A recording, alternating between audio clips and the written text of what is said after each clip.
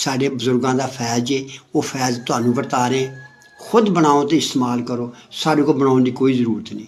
नुस्खा असी फीस बिजली का नेट से चाढ़ता की सुहांजने की जड़, सुहांजने के पत्ते और तुम्मे की जड़, ये एक एक पाइया लै ला, चलो फिर अद्ध अद्ध पा लै ला, जब कल्ला मरीज़ आते अद्ध पा लैके इनू बरीक कुट ला, कुट के तुम्मे के पानी विच इन्ना क तर कर कि ये 2 उंगलों उपर रह जाए, चलो 1 उंगल उपर कर ला।